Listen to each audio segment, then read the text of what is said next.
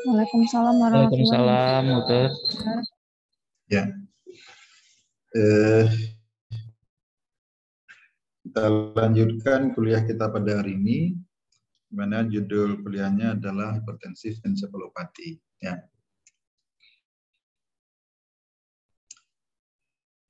Tentang hipertensi, kita paham bahwa ada kondisi hipertensi yang berkembang cepat.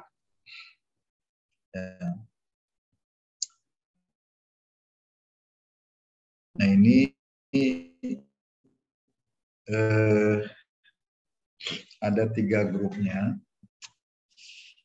Kategori Kitt-Wegener-Barker retinopati namanya, ini berdasarkan pemeriksaan dari retina mata. Ditandai oleh adanya perdarahan pada retina. Kemudian ada hipertensi yang malignan, yang dia masuk kategori grup 4 dari Kitt-Wegener-Barker retinopati. Ini dari pemeriksaan funduskopinya, ya. Di mana tandanya bisa kita jumpai dengan papil edema dan neurologic impairment atau neurologic deficit, karena terjadi peningkatan tekanan intrakranial. Gitu. Jadi accelerated hypertension dia kategori Kitt-Wegener 3, sedangkan malignant hypertension Kitt-Wegener 4, lebih parah lagi kondisinya. Ya. Jadi ini perbedaan kalau kita lakukan pemeriksaan funduskopi. Ya. Pada gambar sebelah kiri, gambaran funduskopi pasien-pasien dengan accelerated hypertension, di mana bisa dijumpai adanya perdarahan di retina, ya, ini perdarahan di retina, bercak-bercak merah ini, dan adanya eksudasi. Jadi ada bercak-bercak eksudat situ di sekitar pembuluh darahnya, dibandingkan dengan pada kasus malignan hipertensi. Ya. Pada kasus malignan hipertensi itu kita bisa lihat gambaran papil edema yang jelas sekali. Ya. Kemudian ini kita lihat ada bercak-bercak perdarahan yang kelihatannya makin lebih berat begitu ya.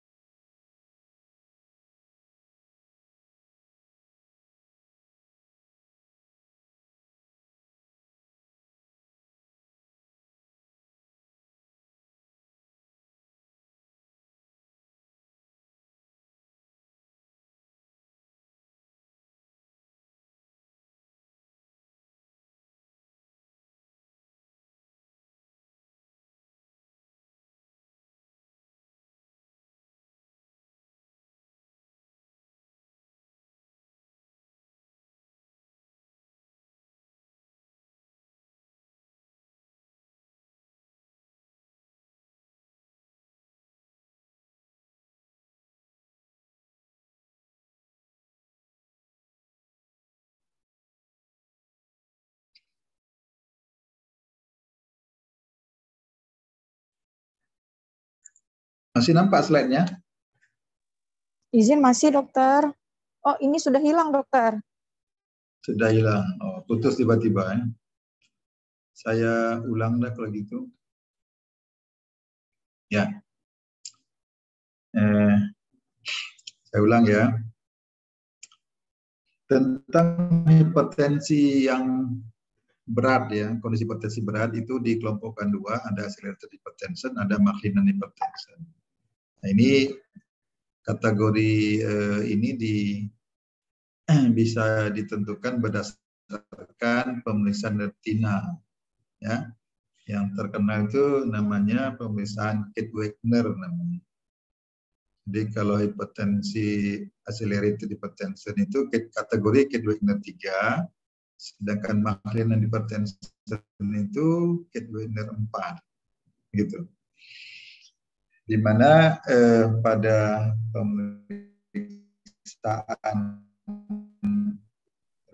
retinopati pada pemeriksaan fulus kopi, ya, accelerated hypertension itu ditandai oleh adanya perdarahan pada retina dan adanya eksudat seperti ini, ya, eksudasi pada retina, ya. Sedangkan malignant hypertension itu hipertensi yang berkembang cepat sekali dan dia sudah terjadi papil edema, ya. Kita bisa lihat ini pada gambar sebelah kanan adalah gambaran malignant hypertension di mana papil nervus 2-nya sudah kelihatan batasnya sudah tidak tegas lagi, ya, bercak-bercak perdarahan kita bisa lihat di sini. Kemudian eksudasi juga iya, disertai dengan adanya defisit neurologik pada pasiennya. Nah, itu sudah masuk kategori kidney 4. Ya, ini backgroundnya, ya. Jadi untuk menentukan adanya kriteria hipertensi emergency itu sangat penting kita lakukan pemeriksaan funduskopi. Oke. Oleh karena itu alat funduskopi mesti selalu dipakai. Nah, sekarang kita bicara hypertensive crisis.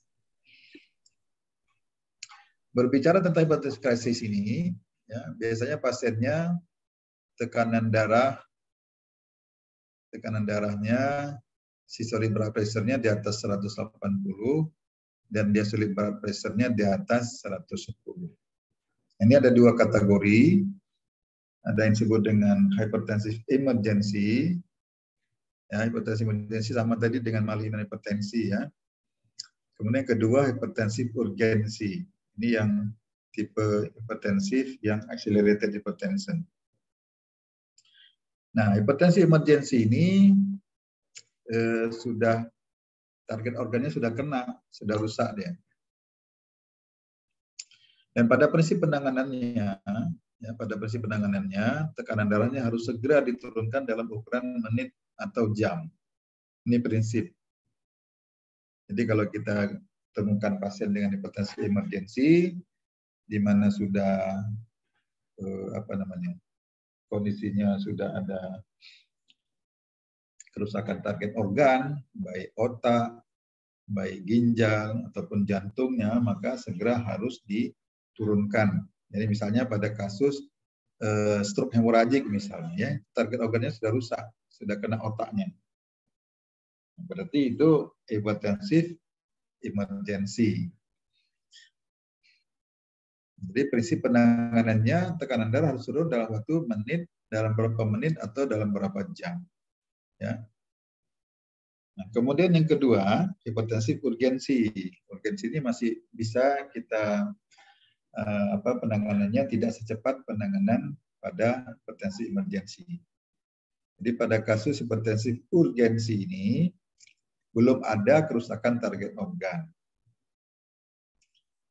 Memang tekanan darahnya tinggi sekali, tapi target organnya belum ada. Artinya belum ada perdarahan, gitu kan? Di otak belum ada perdarahan. Nah, ini target penurunan tekanan darahnya dicapai dalam waktu 1 hari sampai 2 hari, 24 jam sampai 48 jam. Ya. Nah, berbicara tentang hipertensi, pada gambar sebelah kanan bisa dilihat, ya, hipertensi yang berlangsung lama, ya lama atau akut juga tetap pengaruh, dia akan menyebabkan terjadinya kerusakan target organ. Itu masalahnya.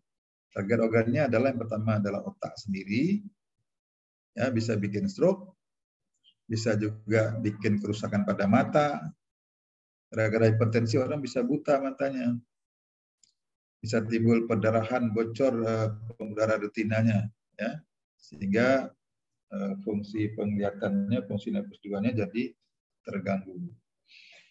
Kemudian bisa juga mempengaruhi paru-paru, bisa timbul akut pulmonary syndrome, bisa terjadi kelainan pada jantung, kardiovaskuler, bisa hypertensive heart disease, ya, bisa akut miokardia infark, dan juga bisa terjadi kerusakan pada ginjal atau gagal ginjal, renal failure. Ya, jadi ini target organ ya, target organ atau target kerusakan organ pada hipertensi. Jadi bisa merusak otak, bisa mata, bisa paru-paru, bisa jantung, dan bisa ginjal. Nah, sekarang kita bicara hipertensi ensefalopati. Apa itu hipertensi ensefalopati? Adalah suatu kondisi yang ditandai oleh tanda-tanda kelainan neurologis yang berhubungan dengan hipertensi yang malignan. Ya, malignan. Kondisi ini disebut dengan hipertensif emergensi. Artinya apa? Terjadi peningkatan tekanan darah yang hebat ya pada pasiennya, disertai dengan adanya neurologic deficit. Nah, kategori ini disebut dengan hipertensi emergensi.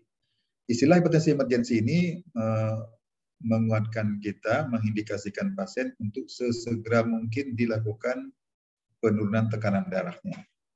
Artinya target penurunan tekanan darahnya harus dilakukan dalam ukuran menit atau jam. Ya.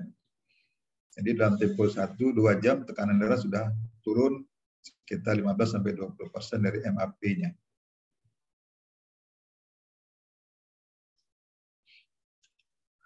Nah, kalau terapinya betul kita lakukan pada awalnya, biasanya kalau ada gejala klinis ya, misalnya terjadi penurunan kesadaran, bisa mengalami perbaikan dia.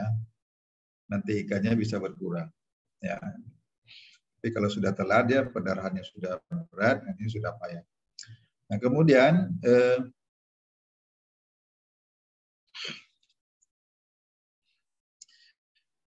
pada pemeriksaan klinis kita bisa jumpai tanda-tanda defisit neurologik pada pasiennya. Ada kelainan ada kelainan berupa misalnya ada kelemahan anggota gerak, penurunan kesadaran dan sebagainya ya. Nah, patofisiologinya bagaimana? Terjadi peningkatan perfusi di otak sendiri ya. Terjadi peningkatan tekanan tadi menyebabkan perfusi darah ke otaknya tinggi sekali dan itu sangat berisiko untuk menimbulkan edema. Ya, edema cerebri. Kita bisa lihat pada gambar ini, di mana kalau tekanan artinya tinggi sekali, itu bisa terjadi rembesan cairan masuk ke ruang interstisial sehingga terjadi edema cerebri. Nah, pada kondisi tekanan darah yang cukup tinggi, itu akan terjadi gangguan fungsi dari blood-brain barrier-nya. Ya, blood-brain barrier tidak sanggup lagi menahan, sehingga sebagian cairan yang ada di dalam intravaskular itu akan merembes masuk ke ruang interstisial. Terjadilah eksudasi cairan ke jaringan otaknya, sehingga otak jadi udim seperti ini. Walaupun belum ada perdarahan, ya belum pecah, dia bisa jadi tekanannya tinggi sekali menyebabkan edema pada otak. Ya. Nah, pada kondisi normal tekanan darah kita bisa lihat ada grafik di bawah ini. Ya, ini kita membandingkan kondisi hipertensi normal, tekanan darah normal dibanding pada orang yang hipertensif kronis ya. Ini kita bisa lihat ada gambaran grafik shift to the right namanya, pergeseran ke kanan. Ya. Di mana pada kondisi ini pada kondisi hipertensif kronis tekanan darahnya makin lebih tinggi. Yang jauh lebih tinggi dibanding tekanan darah orang normal.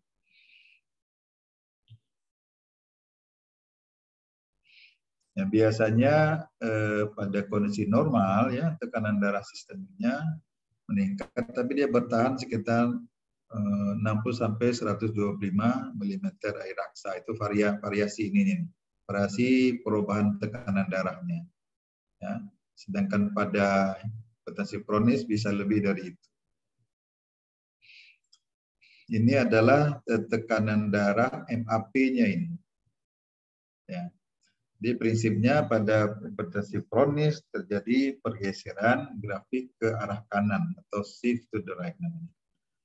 Oke, pada hipertensi kronis itu tadi ya, ini sudah terjadi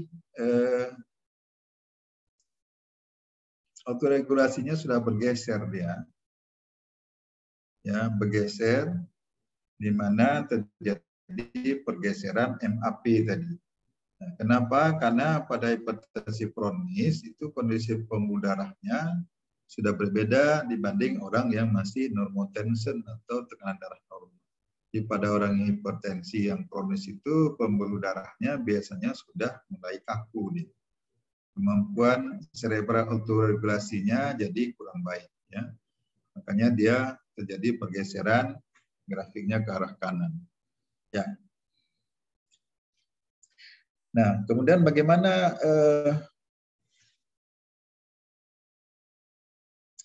bagaimana pembuluh darah otak mengatur autoregulasi? Ya, bagaimana pembuluh darah otak menjaga supaya tidak terjadi peningkatan tekanan intrakranial? Ya, kenapa? Karena pada kondisi hipertensif itu kalau autoregulasinya terganggu atau sudah gagal dia, maka akan terjadi peningkatan tekanan intrakranial. Bagaimana prosesnya? Mari kita lihat grafik.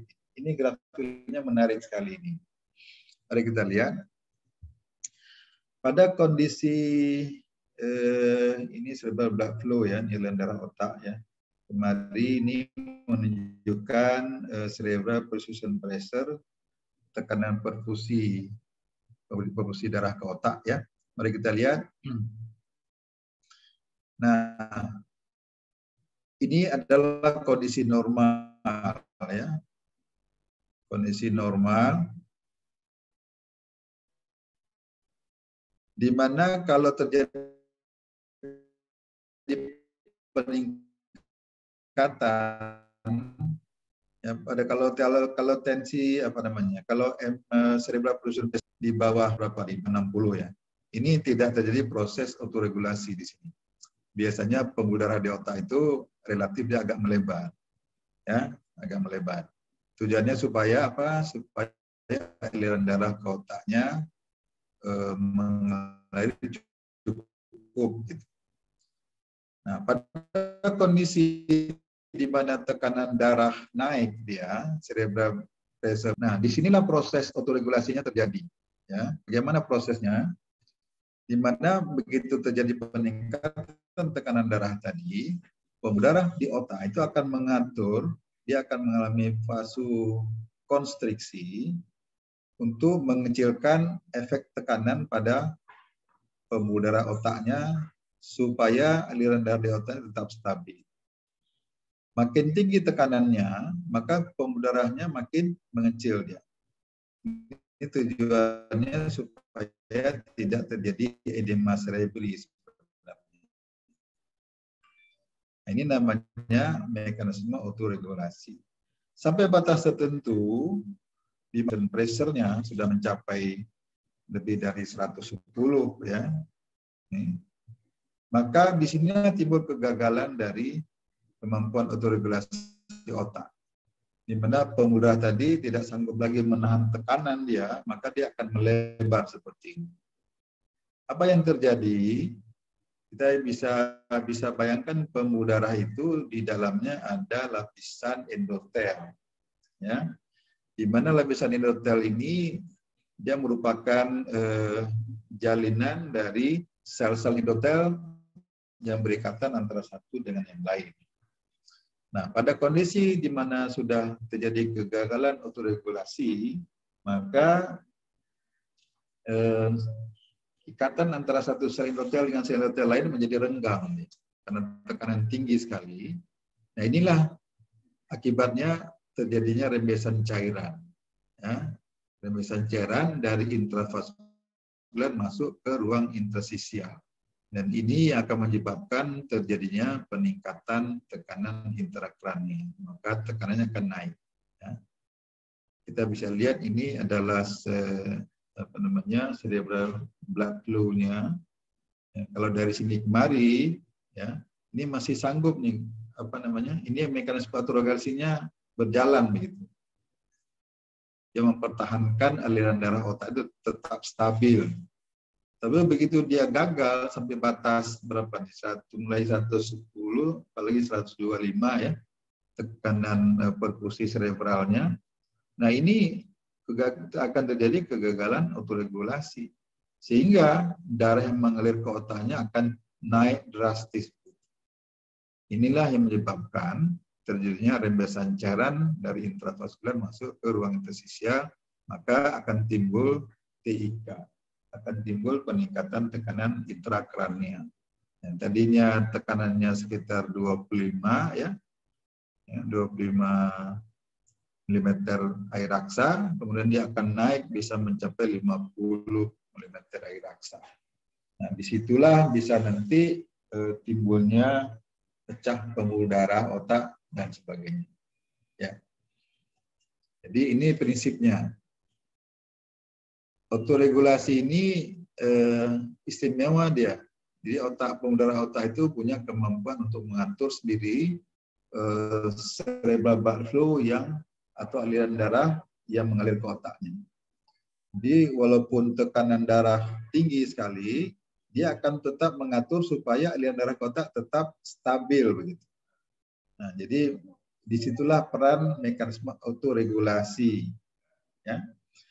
Begitu dia tekanan darah tinggi sekali sampai melampaui batas kemampuan autoregulasi, maka pembuluh darahnya menjadi melebar begini. Disinilah mulai terjadi kebocoran. Itu prinsipnya. Ya, bisa dipahami ya. Nah, kita lanjut. Nah, kita bicara tentang target organ, hypertension, target organ damage. Jadi hypertension organ damage itu macam-macam. Yang pertama adalah otak sendiri, mana di otak bisa timbul perdarahan, ya, bocornya pembuluh darah atau pecahnya pembuluh darah otak. Pada mata bisa kita jumpai adanya gambaran apa ini? Gambaran bercak-bercak perdarahan di mata. Ini namanya apa?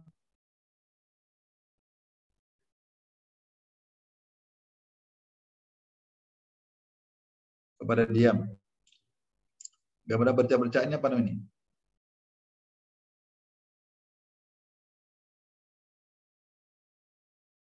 Ya.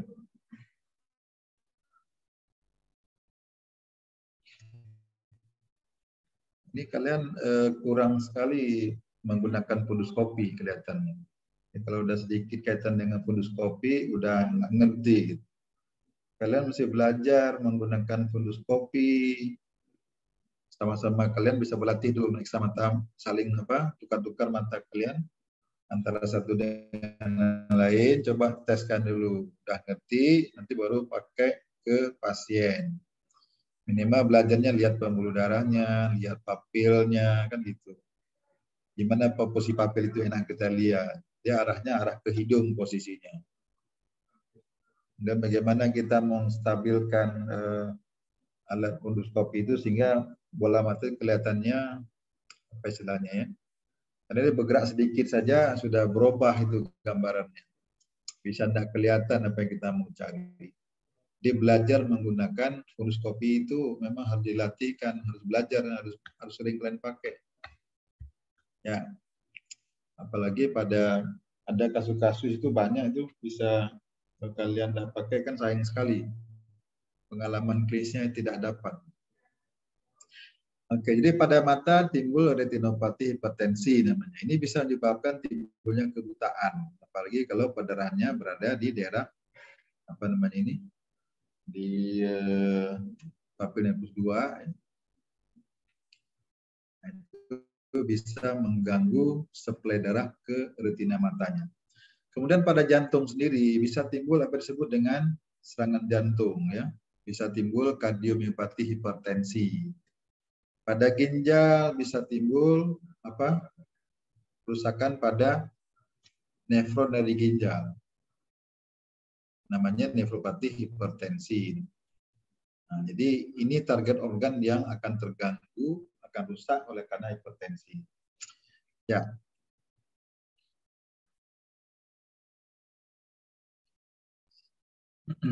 Peningkatan tekanan darah ya, yang tinggi pada pasien itu bisa disebabkan oleh karena kelainan pada ginjal. Jadi pada penyakit ginjal kronik, dia punya risiko menyebabkan timbulnya hipertensi kronis. Kemudian adanya kelainan pada glomerulus ginjal, terjadi glomerulonefritis akut, ada infeksi di sana bisa menyebabkan naik tekanan darah. Bisa jadi renovascular hypertension, adanya kerusakan pembuluh darah pada ginjal. Ya. Jadi masalah dengan ginjal ini serius ini untuk bisa menyebabkan peningkatan tekanan darah. Kemudian orang yang berhenti menggunakan obat antihipertensi. Ya. Kita harus ingat, harus paham bahwa ada obat antihipertensi yang sifatnya cepat sekali menurunkan tekanan darah, tapi begitu dihentikan dia langsung naik lagi tekanan darahnya. Nah, ini obatnya yang terkenal itu namanya clonidine, obat. Sekarang sudah jarang dipakai ini obat. Dulu sering dipakai untuk mempercepat penurunan tekanan darah pada kondisi emergensi dulu. Tapi dia punya risiko begitu obatnya diturunkan dosisnya sedikit, ya, atau di stop obatnya, itu langsung tensinya drastis naik, bisa melebihi tekanan darah awalnya. Sehingga bahaya sekali kalau kita pakai pada pasien-pasien subperdarahan. Bisa jadi begitu obatnya kita kurangi, langsung naik tekanan darahnya. Dan bleedingnya makin berat. Ini masalah. Kemudian penyebab lain bisa juga karena encephalitis, ya, bisa juga karena meningitis. Itu bisa juga mencetuskan naik tekanan darah. Kemudian karena fekrositoma ini kan apa ini? Tumor di mana? Ayo. Tumor di medula kelenjar anak ginjal. Ya, di medula adrenal di sana. Di medula adrenal itu disekresi epinefrin di sana, ya. Jadi kalau ada tumor di sana, itu epinefrinnya tinggi sekali.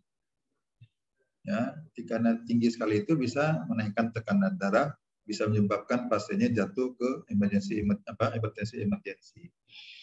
Bisa juga karena ada tumor di tumor yang mensekresi renin, ya, di ginjal juga biasanya.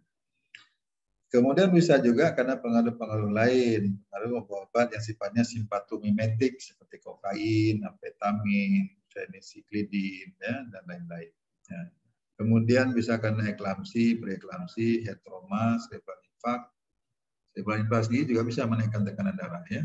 Kemudian collagen vascular disease, autonomic hyperactivity, vasculitis atau radang pembuluh darah pada infeksi. Kemudian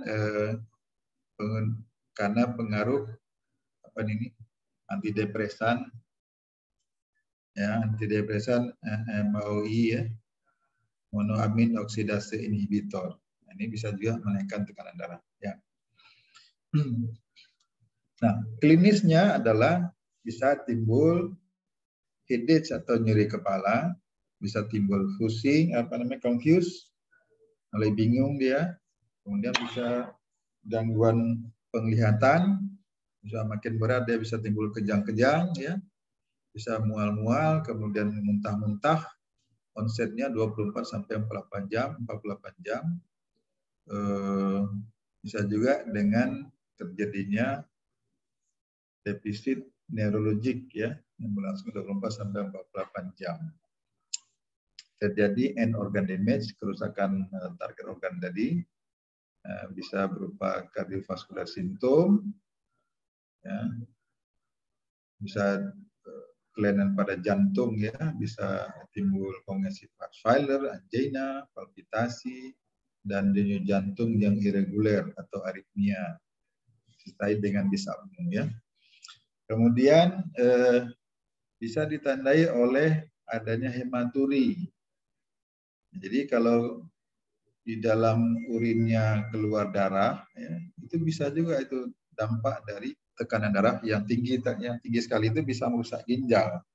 nefron ginjalnya bisa rusak dia, sehingga bisa timbul keluar darah di dalam urinnya.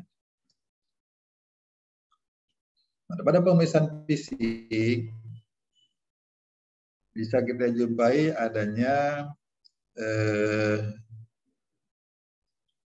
perubahan atau defisit neurologik ya.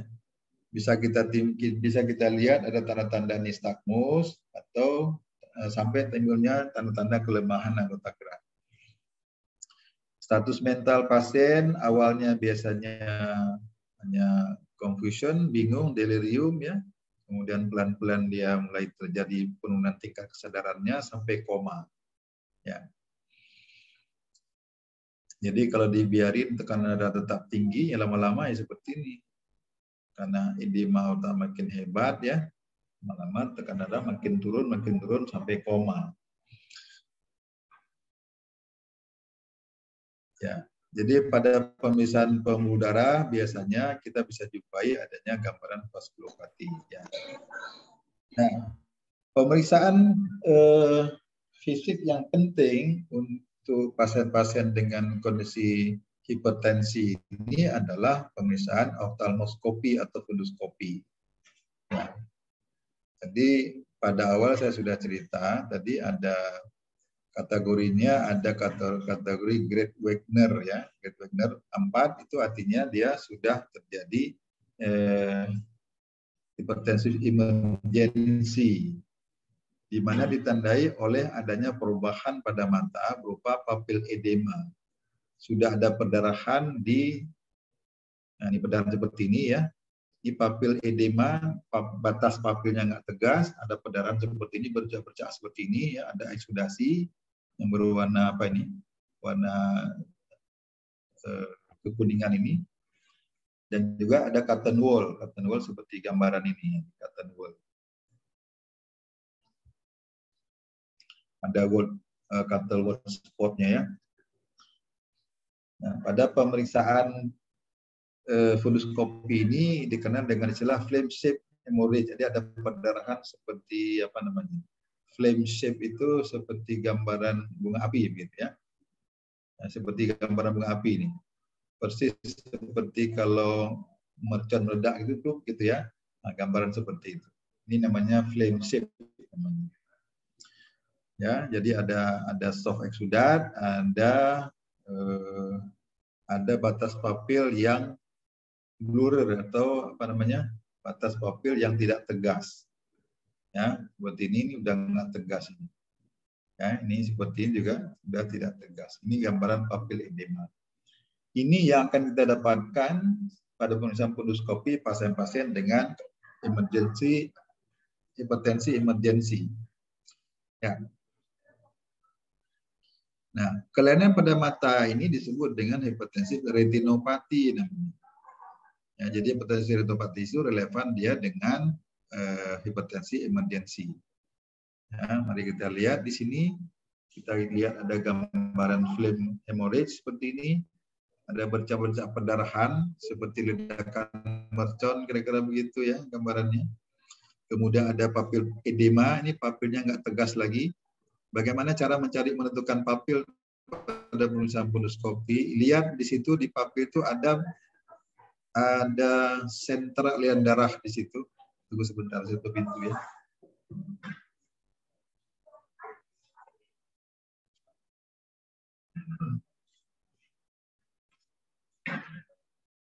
Ya, jadi pada funduskopi kalau kita mau cari papil, kita mesti lihat nih daerah crossing pembuluh darah seperti ini ya, itu daerah papil. Ya, lihat dia di sini dia kelihatan normalnya kelihatan agak lonjong bentuknya dan batasnya biasanya tegas nih. Nah, kalau sudah batas seperti ini sudah kabur dia, ini namanya papil edema. Kemudian ada gambaran bercak-bercak yang putih-putih seperti ini namanya curtain wall spot ya. Kemudian di luar ini ada juga ada eksudat ini, ada gambar ini. Ya, jadi ini suatu teknik yang apa namanya, suatu gambaran funduskopi pada pasien-pasien dengan hipertensi emergensi. Ini kategori Grade Wagner 4 ini. Sudah ada papil edema. Ya. ada flame hemorrhage, ada cotton wool spot, ada hard exudate. Ya, sebentar. Kalau kita memeriksa mata pada pasien, ya kita mau endoskopi pada pasien, kita memeriksanya mata kiri dengan mata kiri kita, mata kanan sama mata kanan kita periksa. Jangan mata kanan pasien kita periksa dengan mata kiri kita. Apa yang terjadi? Kalau mata kanan pasien kita periksa dengan mata kiri kita, apa yang terjadi? Boleh enggak? Tidak boleh, dokter. Nah, kenapa?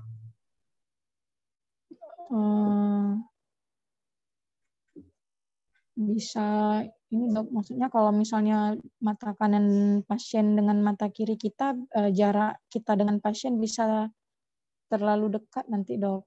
Kalau kanan dengan kanan kan berarti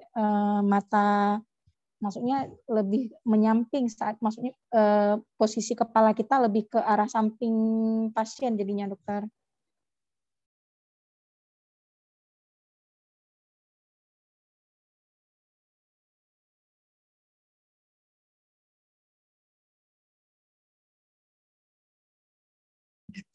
Dan mata kita itu tidak bisa rapat ke mata pasiennya karena terganjal hidung sama hidung. Nah, jadi nggak boleh begitu. Kita periksanya, kita tidak ada risiko beradu hidung kita sama hidung pasien.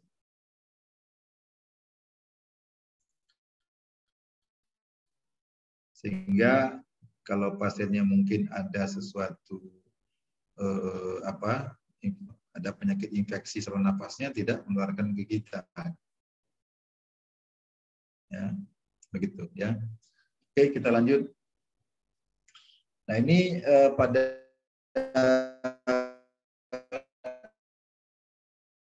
kondisi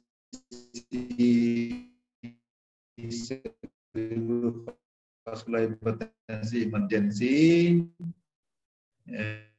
kita bisa jumpai adanya bisa menimbulkan koma, kematian. Bisa timbul stroke, bisa nefropati, miokardial infarct, nefropati, retinopati, peripheral vascular disease. Ya. Pada pemeriksaan laboratorium kita bisa jumpai penyebab dari hipertensinya. Nah, kita mesti cari penyebabnya apa, gitu kan? Nah, contoh misalnya pada kasus vekrositoma misalnya, contohnya. Pada kasus vekrositoma itu kan terjadi peningkatan sekresi adrenalin yang tinggi.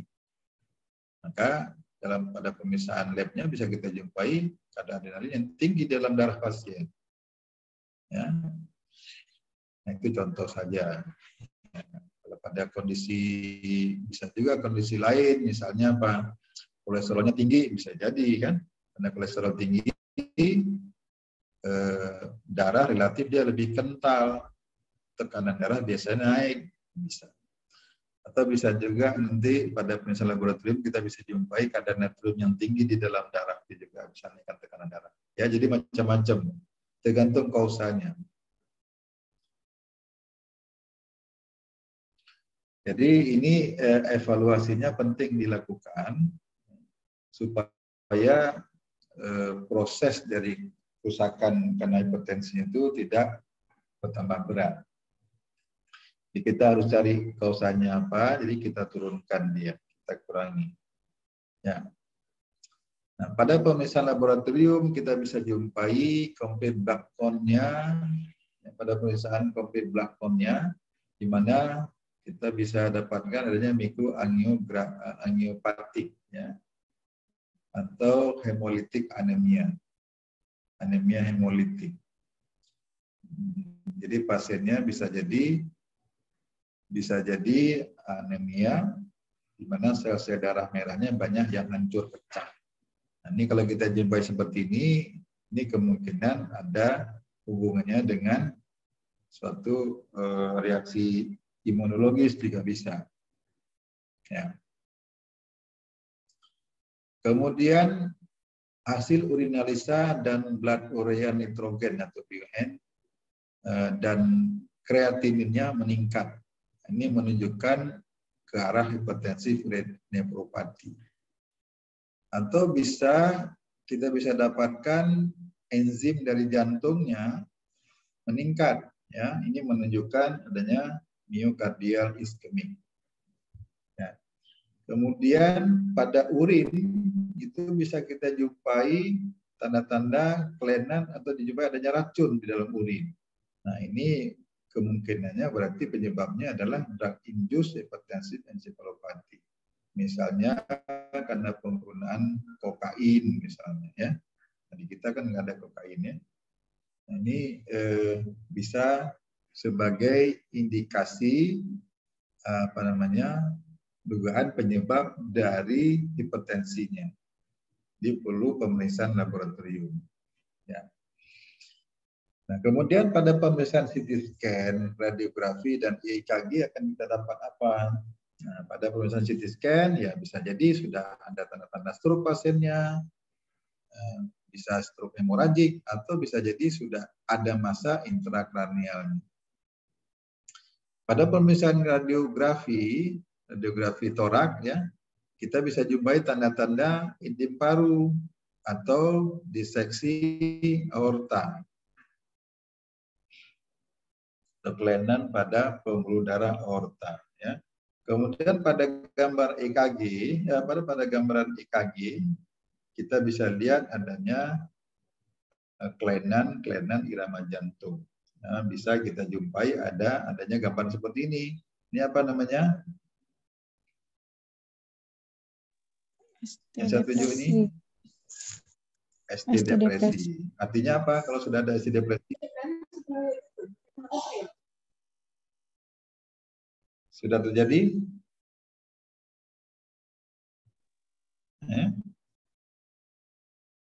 Terjadi iskemik pada jantungnya. Ya. ST depresi akan muncul gelombangnya. Atau gelombang T terbalik. Nah, itu juga menunjukkan ke arah iskemik. Nah, kalau dia terinfark, dia grafinya malah naik ke atas. Ya, ST elevasi namanya. Segmen ST elevasi. Jadi dari S ke T ini ya, dia meningkat di atas garis normonya, apa istilahnya? Jadi di atas garis nolnya. Nah, kalau kondisi begini berarti ini suatu myocardial infarct. Kita neurolog juga harus paham sedikit-sedikit tentang jantung juga. Jangan pasien sudah kita periksa, EKG sudah dilakukan, tapi kita belum tahu rumah ganti apa-apa. Padahal pasien kondisinya kritis. Harus segera penanganannya. Harus kita segera ditangani. Jadi kalau kita tidak paham yang begini ini, bisa jadi delay dalam pengobatannya. Ya. Nah, tadi pada pemeriksaan CT scan, kalau dia sudah terjadi stroke ya, paling sering kalau kena hipertensi bisa timbul stroke perdarahan ya, hipertensi yang emergensi tentunya. Pada foto toraks ya, bisa juga kita coba adanya edema paru, bisa pada kondisi hipertensi itu. Pada EKG bisa kita jumpai adanya ST depresi dan atau ST elevasi. Ya. Nah, bagaimana manajemen penanganan pada kasus hipertensi emergensi tersebut? Caranya adalah targetnya adalah menurunkan tekanan darah segera, ya, segera MAP-nya, ya, MAP-nya harus turun, ya lebih kurang 20%.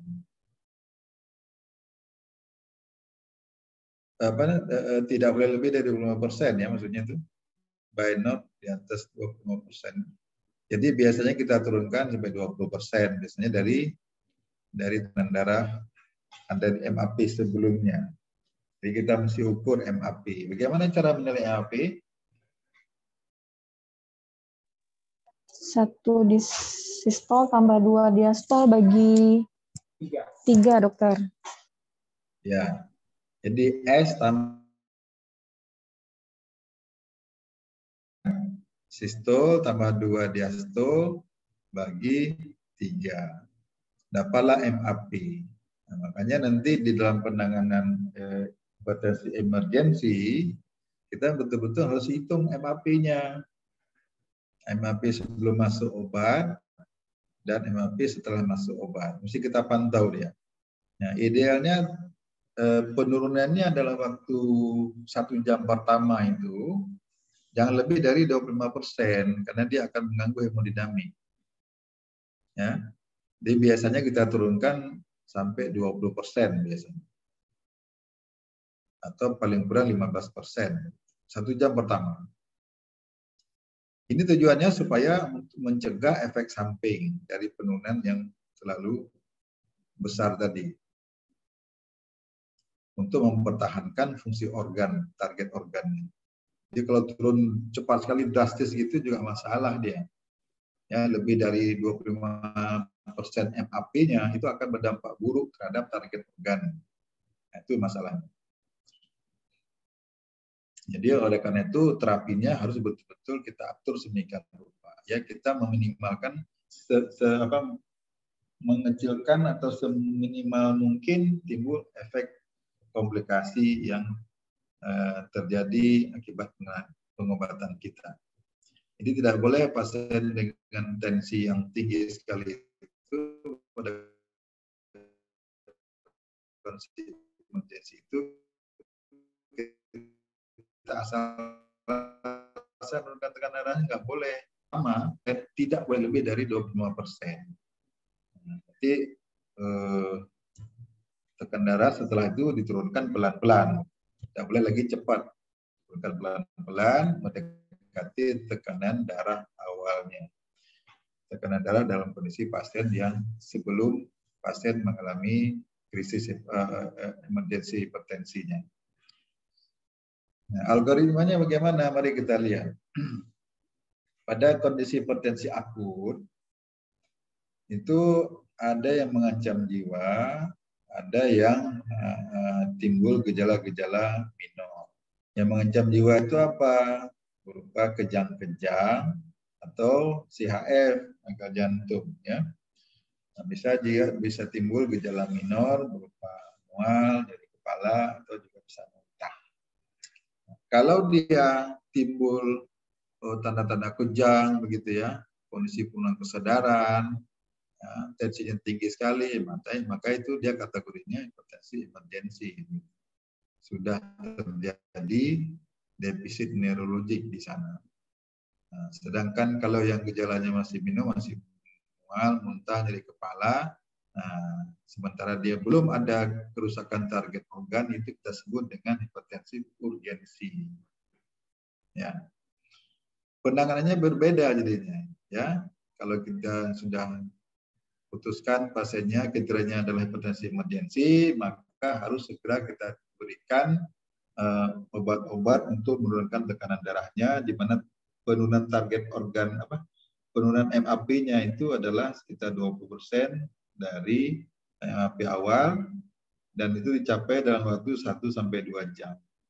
Ya, 1-2 jam. Nah, di sini kita gunakan hidralazin,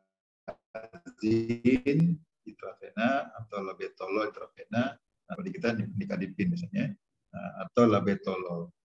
Kalau kita lebih familiar menggunakan obat nikadipin, ya, atau perdipin nama dagangnya, ya. Ya. Pada kondisi hipertensi urgensi, nah ini kalau dia masih respon dengan pemberian obat oral, masih bisa dicoba ya. Bisa dipakai isradipin atau klonidin. Klonidin obatnya ini cepat menurunkan tekanan darah walaupun diberikan oral.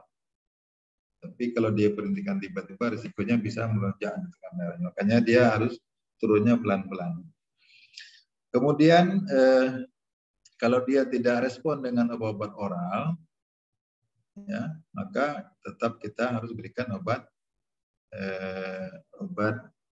injeksi intravena, apakah hydralazin atau labetalol.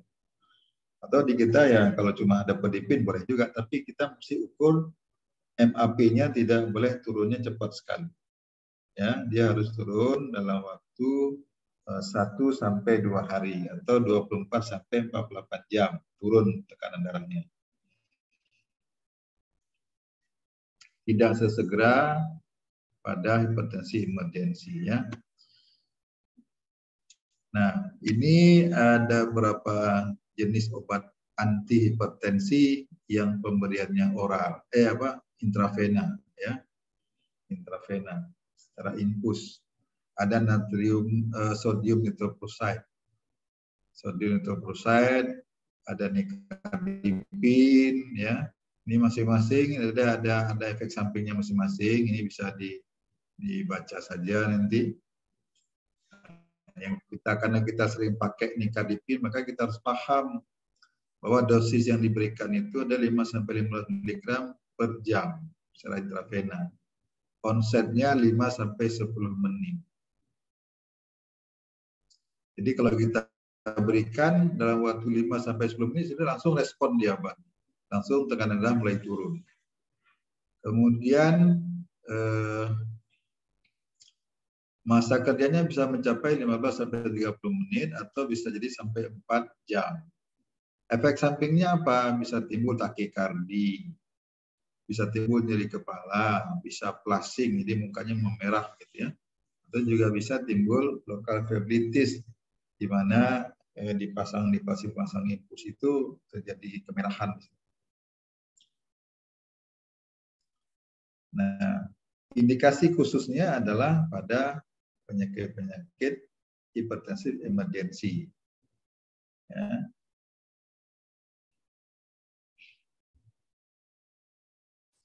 Oke. Nah, kalau obat-obat lain, ini ada obat jenis labetalol, ada esmolol, fentanylamin. Ini di kita memang obatnya agak jarang, ya. Tapi walaupun begitu nanti kalian tetap juga harus memahami obat ini. Kalau umpamanya tugas di daerah nanti ternyata obat berdipin obat berdipin yang nggak ada, bisa jadi diganti dengan obat lain. Ya. Ya.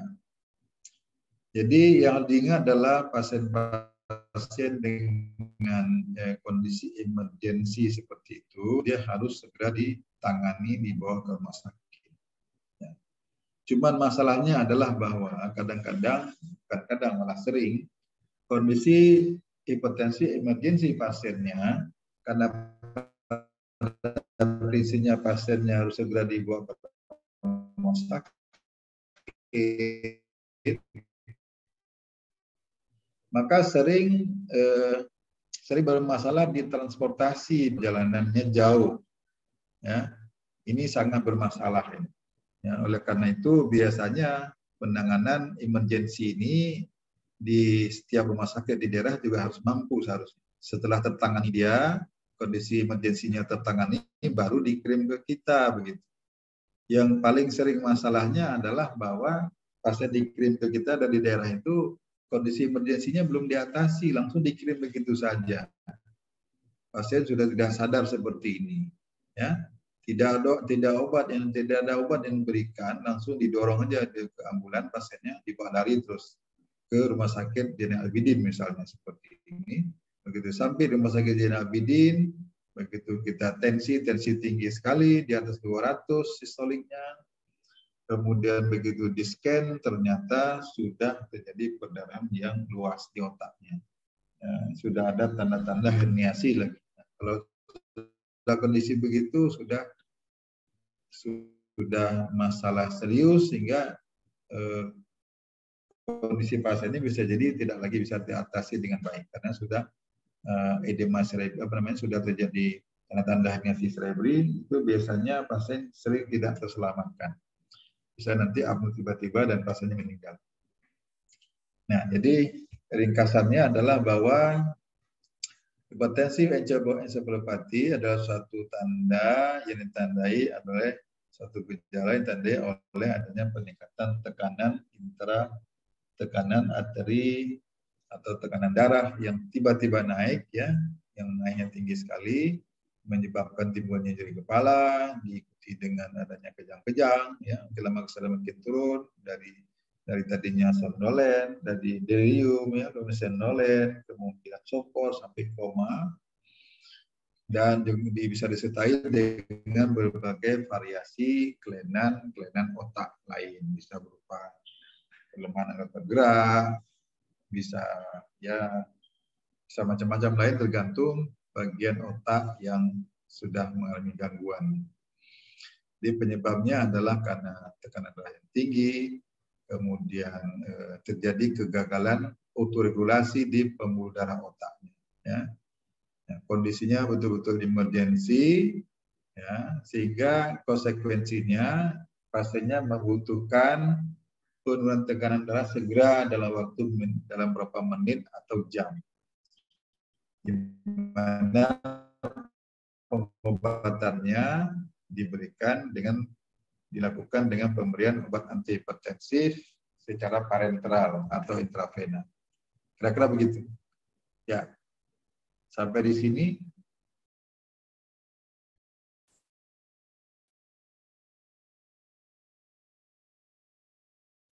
Ada pertanyaan kira-kira?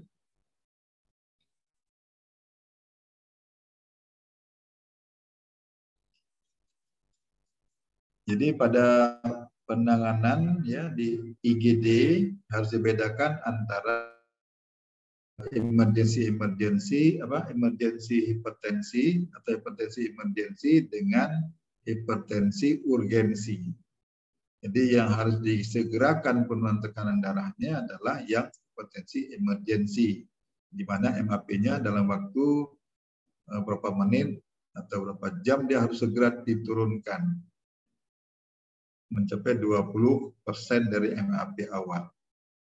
Dengan catatan dalam waktu beberapa menit atau jam itu tidak boleh turunnya di atas 25% karena bisa merusak target organ juga.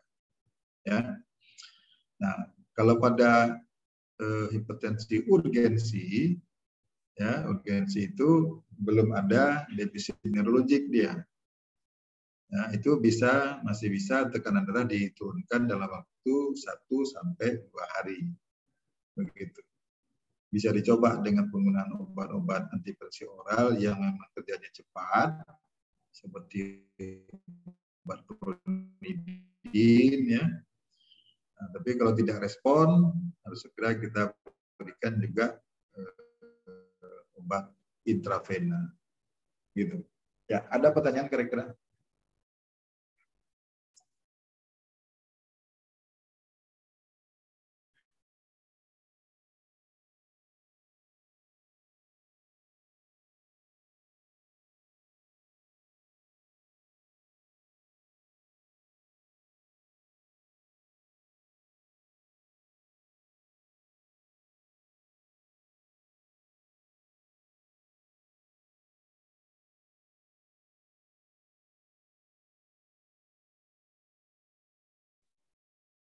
Sinyal di sini putus-putus ini. Barusan ada putus lagi. Sinyal di bagiannya. Oke, ini karena sudah azan ya nggak mau pas kita stop nih kuliahnya. Dan memang materinya sudah habis, ya. Nanti kalau ada pertanyaan mungkin di luar ini bisa ditanya, ya. Kemudian untuk dokumentasi jangan lupa nih di foto dulu. Dokumentasi penting. Mana Gunawan? Mana Gunawan nggak muncul?